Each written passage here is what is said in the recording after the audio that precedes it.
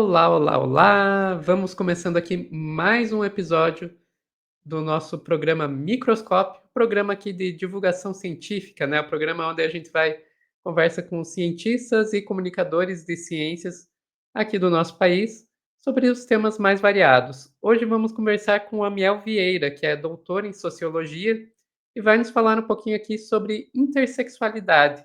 Sem mais delongas, eu vou colocar o Amiel aqui na tela e já vou começar perguntando: o que diabos é intersexualidade? Que eu joguei o termo aqui e não expliquei para o público, deixa a especialista explicar. Gente, boa tarde, boa noite, bom dia para quem estiver vendo, né? O horário que estiver vendo.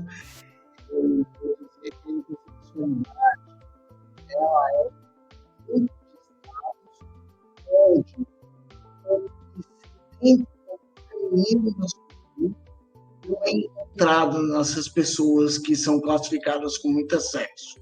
Vou explicar como seria isso.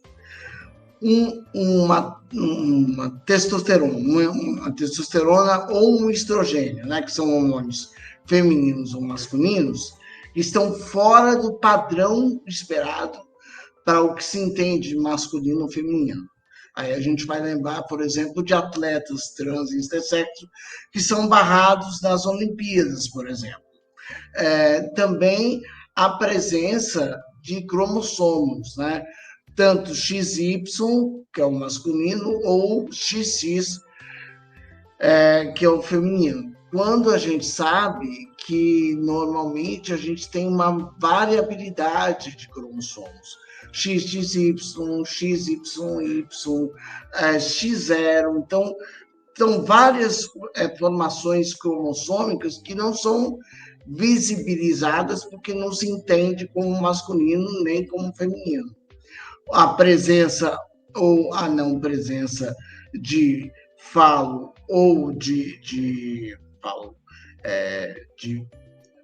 ai, que é o nome? Vagina? Cortar. É isso, vagina e testículos e útero, né? Então, assim, tudo isso compõe uma ideia de estados de sexualidade, são pelo menos mais de 40 estados onde essa pessoa está fora do padrão masculino ou feminino. Então, aquele termo que se usava antigamente, hermafroditismo, seria essa ideia? No passado ela foi muito usada, mas hoje o movimento, tanto internacional quanto brasileiro, não utiliza mais essa ideia, porque essa ideia é uma ideia muito sexualizante, porque ela vai colocar pessoas intersexo como contendo dois sexos, né? Ou masculino e feminino. Quando, na realidade, a gente é muito mais do que isso. Né? Eu acabei de falar que pelo menos 40 estados nós estamos além daquilo que se entende como binário de gênero. Uhum. Né? Então, assim, não dá para poder dizer que somos aquilo que se imaginava antigamente. Nós não somos um mito, somos uma realidade material. É, é, Pessoas intersexo.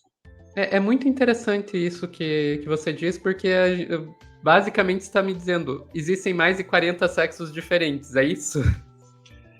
Não digo sexos, mas características sexuais de se apresentarem, né? Uhum. Essas características sexuais elas podem ser diversas e elas não estão encaixadas naquela ideia que muitas vezes ela é muito fechada do que é o masculino e do que é o feminino. E aí a gente pensa assim, uma mulher sem útero, por exemplo, será que ela é mulher? Porque ela não tem um útero, será que ela é mulher? Ou um homem que nasce, por exemplo, sem um dos testículos. Como é que faz? Esse homem não é um homem? Na verdade, ele continua sendo, só a sociedade, e a mulher também continua sendo, só que a sociedade ela não está preparada e não quer aceitar essa existência plural de pessoas, né, que transcendem categorias que a ciência muitas vezes fecha, né? Perfeito. E daí vem a pergunta que eu acho que vai começar a complicar um pouquinho aqui a nossa discussão, que era sobre o que a gente estava falando antes da gente começar a gravar. Como a medicina lida com isso? Oi. Ai, esse assunto é um assunto tão complicado. Eu vou começar fazendo diferente. Vamos lá. Como assim? Eu te pergunto, Sofia, quantas pessoas intersexo você conhece? Você. Pelo menos que eu saiba que são intersexo. Você. Então, mas existem muito mais do que eu. Eu sou Com uma certeza. areiazinha, um grãozinho de areia nesse mundão de, pelo menos segundo a bióloga Anne Fausto Sterling, uma bióloga americana que escreve desde os anos 90 sobre a questão da biologia e sexualidade, ela fala que 2% da humanidade, segundo os estudos dela, é intersexo. Ou Então, ou seja, eu seja, conheço muito mais do que você, eu só não sei disso. exatamente. Por quê? Porque a medicina ela trabalha com o silêncio e o segredo sobre a intersexualidade. A pessoa intersexo ela está no nosso meio, mas muitas vezes ela não sabe que ela é intersexo. Por que Só que a isso? pessoa não sabe, não é só que eu não sei. Às vezes eu tô conversando com uma pessoa intersexo e ela própria não sabe. Exatamente. Por que, que ela não sabe? Porque a ideia da medicina é tornar essa pessoa o mais próximo daquilo que se entende como masculino e feminino, através, seja das cirurgias mutiladoras, como no caso a normatização de pênis ou clítoris, né? E a outra forma é a hormonização que acontece muito antes da época da puberdade. Como, por exemplo, no meu caso, eu fui hormonizado aos 10 anos de idade para o feminino. Por que, que eu fui hormonizado aos 10 anos de idade? Para impedir características masculinas de realmente brotarem na minha puberdade. O que, que quer dizer com isso? A altura, por exemplo, eu continuei com a altura que eu tinha naquela época, 1,55 m, nunca mais eu saí dessa altura. Por quê? Porque a ideia é tornar essa pessoa cada vez mais próxima daquilo que se entende como o masculino ou feminino, e aí no caso da nossa localidade Brasil, né? Mas a mulher é um pouco mais baixa, o homem não é tão alto, o homem é mais alto, acima de 1,60 m, 70, né? Então, essa forma de trabalhar na medicina, ela é para fazer com que a discussão nunca chegue à sociedade, nunca se saiba da existência de pessoas intersexo. E essas próprias pessoas intersexo, todos os médicos sabem que ela é, sabem que ela tem algum estado de intersexualidade. Mas como me aconteceu e aconteceu a outras pessoas, essa palavra intersexo nunca é mencionada em nenhuma consulta dessa pessoa. Ou seja, então, Sofia, você pode ter conhecido uma pessoa intersexo e ela ter falecido sem saber que ela era intersexo. E aí eu vou te perguntar uma coisa que. Ok, então o padrão da medicina seria essa criança é intersexo, vamos intervir nela o mais rápido possível Exato. para que ela sequer saiba que ela é intersexo e ela se enquadre dentro do binário. Isso. E eu já ouvi lendo sobre isso, médico falando que se você não consegue definir se um bebê que nasceu é homem ou é mulher, é uma emergência médica, eu já ouvi essa frase, então para você ver o nível do negócio, né? E como que eles decidem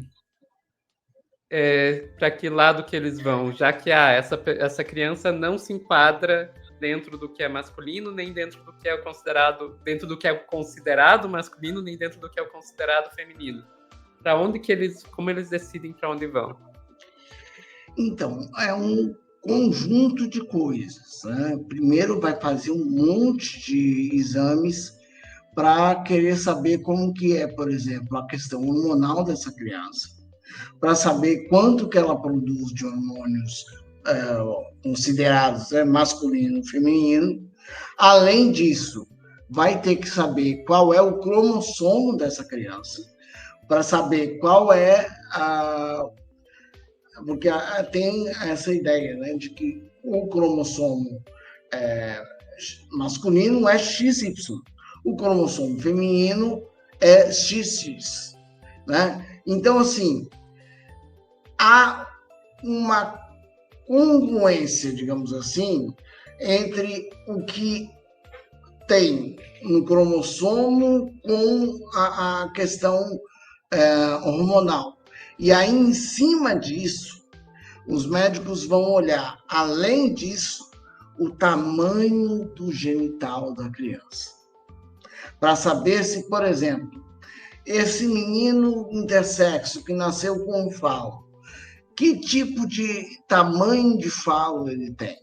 Se for um tamanho de falo abaixo de 3,5 centímetros ou 0,9 milímetros um clítoris, então nós temos um problema.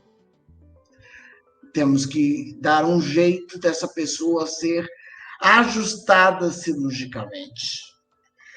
Porque, inclusive, era para ter trazido aqui uma imagem que no passado foi muito usado, a imagem do falômetro. É uma régua que foi usada durante o século XX, principalmente nos Estados Unidos. Ela foi usada para definir. E aí tinha uma questão, né, genital, que é entre 1 centímetro e 3,4 centímetros. Nessa régua tem um ponto de interrogação. Então, é uma decisão que vai levar em conta questões médicas e questões sociais para tentar dizer qual é o sexo que vai ser dado para essa criança. E aí, no caso que a gente fala da mutilação genital intersexo, que é essa cirurgia que vai tentar normatizar essa pessoa intersexo para que ela esteja à luz e à imagem do que se entende como masculino e feminino. Quando a gente está falando isso, olhando para o genital, eu vou te fazer uma pergunta meio polêmica. Manda ver. Escuta, Sofia, por acaso, você acha que todo genital é igual? Não. Tá. Até certo ponto a gente poderia dizer que cada um é único, né? Em termos de tamanho, de ângulos, curvaturas, etc. Seja masculino, seja feminino, você consegue ter Exatamente. muitas variações. Não existe um modelo. Uhum. Só que o que acontece, inclusive eu falo isso na minha tese de doutorado, é que a ideia do cirurgião é a ideia dele que será impressa no corpo daquela criança que vai passar pela cirurgia da mutilação genital.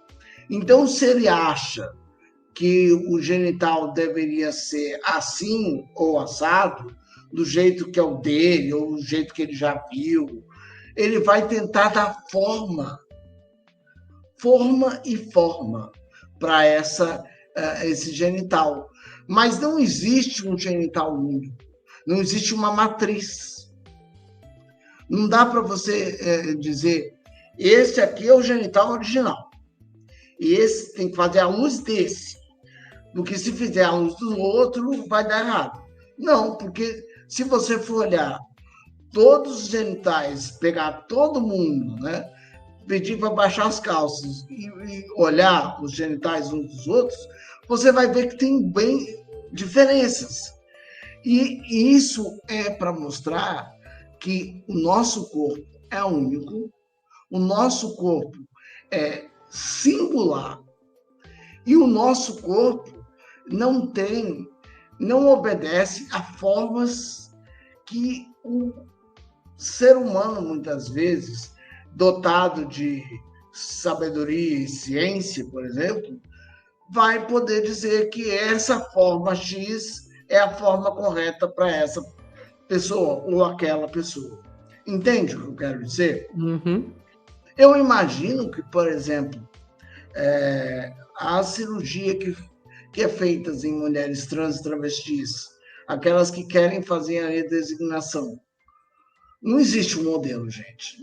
Você não vai pegar um modelo da mulher trans X que você achou bonito e vai tentar replicar. Você até pode fazer isso, mas na próxima talvez não vá conseguir, porque depende muito do Vou te corpo. dizer por experiência, o médico até faz algumas perguntas do tipo, você quer os lábios maiores ou menores, mas não passa muito disso. Pois é. É o máximo que ele consegue chegar. Mas também porque o seu corpo vai responder, a pele do seu corpo vai responder, e ele vai tentar lá trabalhar com ela na hora da cirurgia, né? E o que ele conseguir fazer é o que ele conseguiu. Não tem como copiar. Não tem. Não tem para fazer, por exemplo, uma ideia viajante. Imagine, então, agora, a partir de agora, eu crio uma. Pode falar buceta aqui? Pode falar.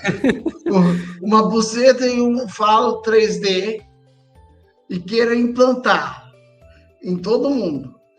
Para dizer assim, essa buceta é igual, é original. Não pode ser outra. Então, e aí? Será que vai caber em todo o corpo? Não vai. Será que esse corpo... Pois é.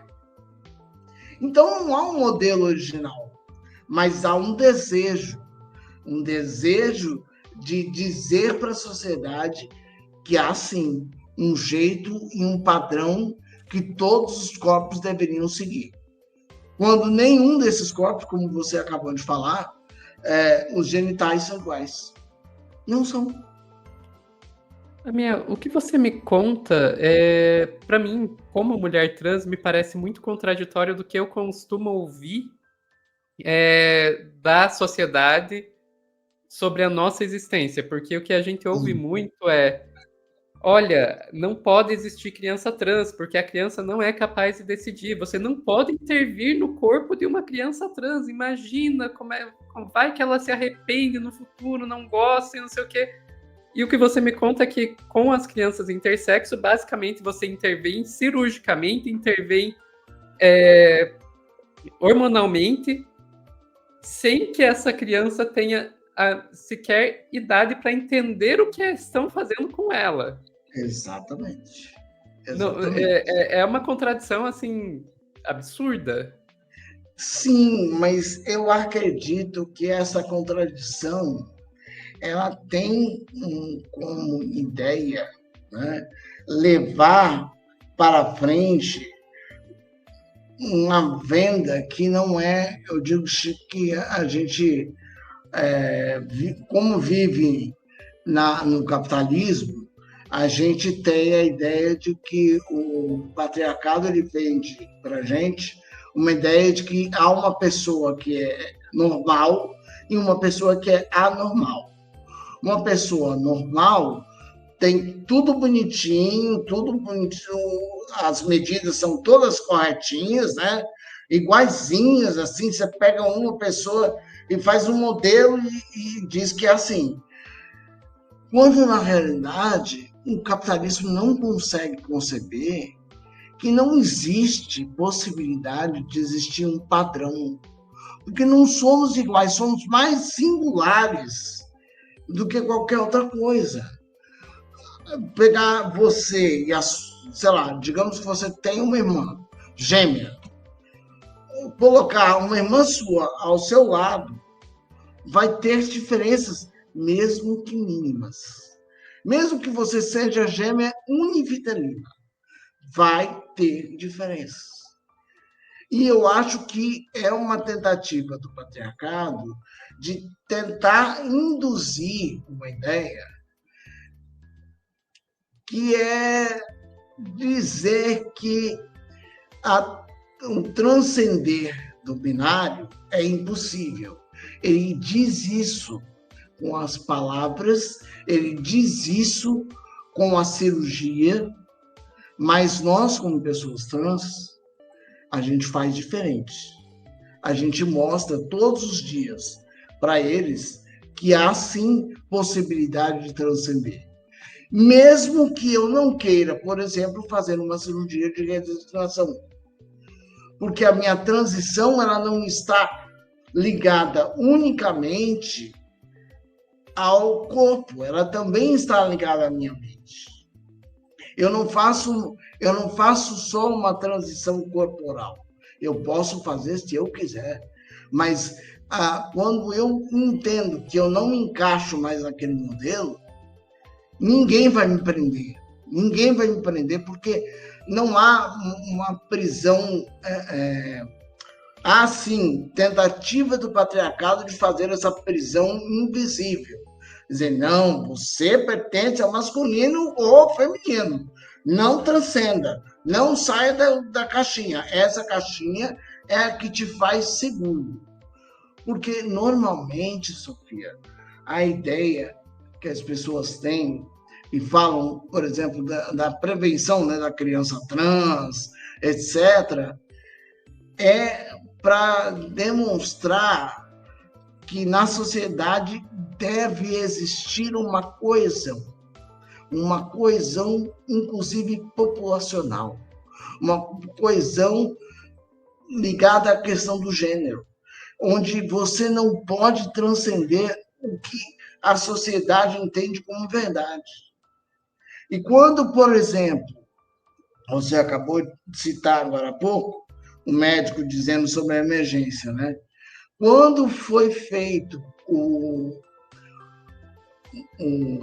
regulamento, vamos dizer assim, a regulamentação para como que as pessoas intersexos seriam tratadas aqui pelo CFM em 2003, está declarado lá no CFM que uma pessoa intersexo é uma emergência biológica e social. Social, não é só biológica, é social. Exatamente. É uma emergência biológica e social. Por isso você tem que meter a mão para corrigir o mais rápido possível. Porque essa existência mexe com a cisgeneridade, com a endossexualidade, ela não consegue se sustentar com a nossa presença, seja com as pessoas trans ou as pessoas intersexo, a gente denuncia. Muitas vezes as pessoas reclamam, né, dos nossos movimentos, nossas paradas, etc. Mas eu posso dizer para vocês, eu não preciso de uma parada, porque eu já denuncio no meu próprio corpo que eu sou a transcendência do que a sociedade deseja. Basicamente, a sociedade diz, só existe homem e mulher. Chega a pessoa intersexo e diz, não é verdade. Esfrega na cara deles com o próprio corpo. Eles dizem, ok, isso é uma emergência. A nossa sociedade não vai ficar de pé se a gente permitir que essa pessoa exista, vamos apagá-la. Exatamente. E aí, o segredo e o silêncio que a medicina tem sobre a intersexualidade é a maior arma de apagamento dessa existência. Porque não basta mutilar. Além de mutilar, eu preciso apagar essa existência. Por exemplo, uma questão muito básica, né? Cultura pop. Duas coisas que eu acho interessantes a gente colocar aqui. Primeira coisa, eu falo que não é, eu acho que a sociedade e a medicina, elas se retroalimentam e se sustentam, né? Como assim? Por exemplo, quando a gente vê a história, né, da Lily Elbe, lá na Garota Dinamarquesa, que é colocado como um ícone trans, mas ela também era uma pessoa intersexo. E isso não foi colocado no filme. A mesma coisa, por exemplo, um outro apagamento que foi feito foi, por exemplo, a nova edição da novela Renascer, quando a personagem lá de 93 era uma personagem intersexo, que era a Buba. A Buba agora é uma pessoa trans. Eu entendo as duas coisas, mas mesmo assim eu acho que poderiam ter coexistido. Entendeu? Ter Porque uma pessoas personagem intersexos trans. podem ser trans, como é o seu caso. Sim, exatamente. Ela poderia ser trans intersexo. E aí eles não quiseram dar essa visibilidade, porque talvez esse tema não tem tanta visibilidade ainda na sociedade. Mas a gente, desde 2006, tem feito um movimento de gritar para a sociedade brasileira a existência de pessoas intersexuais. As pessoas precisam falar sobre a intersexualidade, porque a nossa existência é real. E aí, mais do que a nossa existência ser real, as nossas crianças e adolescentes intersexo são vítimas do poder médico e nem sabem que são. Por exemplo, só para você ter uma ideia, durante um trabalho que eu fiz para a tese, eu estava lendo um artigo em que uma moça que também fez um trabalho sobre intersexualidade disse que a médica sabia que essa pessoa era intersexo e ela se identificava como uma mulher lésbica. Só que ela dizia que era lésbica e tal, e a médica querendo impor, não, você, para fazer a cirurgia, né, e ela já tinha mais idade, já, acho que mais de 7 anos, você tem que andar com uma roupa mais feminina. Você não pode andar com uma roupa assim tão masculina assim. Talvez porque é uma lésbica masculinizada, talvez. E aí a médica não conseguiu captar que a forma dela entender o corpo e agir com o seu próprio corpo era, ao mesmo tempo, expressando o que ela sentia, ao mesmo tempo, sendo vítima de um apagamento. Porque no momento em que ela foi tratada, com hormônios e etc., falavam assim para ela: as suas taxas elas estão meio fora do lugar, a gente vai te dar uns remedinhos e para voltar as taxas no lugar. Mas a palavra intersexo nunca foi falada para ela. Ela nunca teve ideia de que ela era uma pessoa intersexo. Só para você ter uma outra ideia, para você entender a minha situação. Em 2002, eu fiz uma cirurgia de neovagina. Eu tinha a ideia naquela época, eu não tinha nenhum contato, né, com gênero e sexualidade. Eu era filho de pais pastores e na igreja evangélica, Assembleia de Deus, Então, entendia que eles me diziam que eu era uma menina, eu tinha que aceitar. E aí, no dia 30 de setembro de 2002, que eu vou fazer uma consulta com um endocrinologista, o endocrinologista começa com a seguinte fala.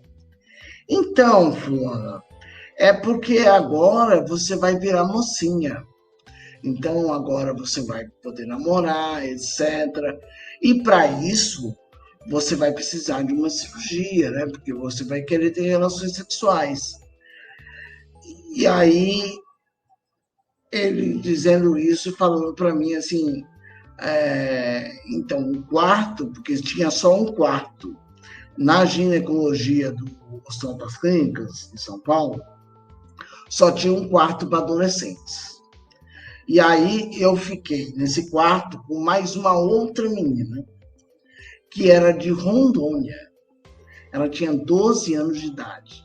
A minha cirurgia de neovagina era para ter sido feita com 12 anos de idade. Ela só não foi feita por problema de agenda. Porque como esse quarto era único, e o Hospital das Clínicas recebe pessoas intersexo do Brasil inteiro, então você imagina a dificuldade que era. Então, era previsto para 12 anos, foi feito aos 20. Né?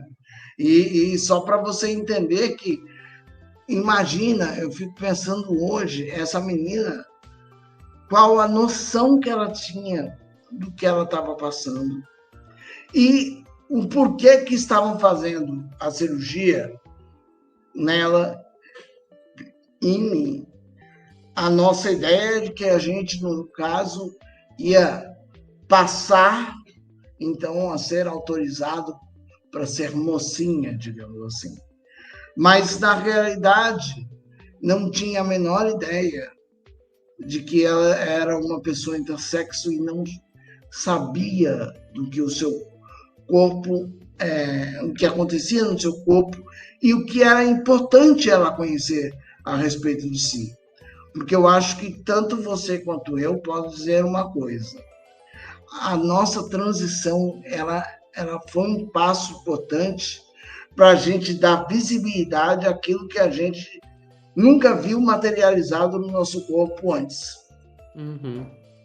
E você só pode conhecer quando você dá essa oportunidade a você mesmo. No caso, alguém que não tem a menor ideia do que está acontecendo na vida, é submetido a cirurgias. Inclusive, por exemplo, meninos intersexo, quando fazem cirurgias na infância, com relação ao falo, são cirurgias que muitas vezes 2, 3, 4 cirurgias até conseguir acertar o falo. E aí a pessoa tem, por exemplo, incontinência urinária como um presente da cirurgia para a vida inteira, como foi o meu caso, por exemplo. Eu fui feito essa cirurgia para o feminino aos 7 meses de idade e ganhei de presente uma incontinência urinária que até hoje nunca se interessaram em tentar resolver. Porque o mais importante para eles era eu ser adequado para o sexo, para estar cantando a mesma música que a sociedade canta. Ou seja, só existem dois, quando na realidade existem muito mais do que dois. Perfeito, Miel, perfeito. É muito, muito impactante e é muito bom ouvir uma pessoa que tanto estudou o assunto quanto viveu ele, né? Poder falar sobre isso. As perguntas que eu tinha para você eram essas. Tem alguma coisa que você queria compartilhar com o nosso público que eu não perguntei? Ah, sim, quero compartilhar sim. Duas Bora coisas. lá, vamos lá. Primeiro, eu queria avisar para vocês que eu faço parte de um coletivo intersexo, é o Coletivo Intersexo Brasil, tem pessoas de vários lugares do país. Vocês podem procurar no Instagram Intersexo Brasil, @Intersexo Brasil, e também o meu perfil Doutor Intersexo também no Instagram. E lá eu sempre falo de intersexualidade e cursos, etc. Então, vocês estão convidados a conhecer o mundo da intersexualidade, porque eu acho que esse momento aqui que você está nos dando é um momento muito importante, mas é um momento que não pode parar, no sentido de que a intersexualidade ela precisa estar sempre lembrada, sempre falada, para não cair no esquecimento e no apagamento Tá, que ela deu uma faz travadinha. todos os dias. Deu uma travadinha no final. Fala. Até onde foi? Que eu nem sei. É que a intersexualidade precisa ser sempre lembrada e daí travou. A intersexualidade precisa ser sempre lembrada e ela não pode cair no apagamento e no esquecimento que já acontece todos os dias com ela.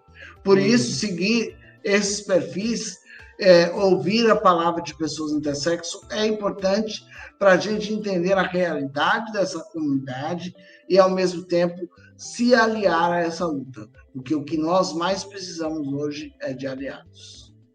Perfeito. Muito obrigado, Amiel. Sempre muito bom ouvir você. É a primeira vez que você está aqui no Meteoro, mas eu acompanho o seu trabalho. Muito obrigada. E vou te tirar rapidinho só para fazer o encerramento aqui do programa. Queria agradecer também todo mundo que acompanhou a gente aqui até o final desse programa.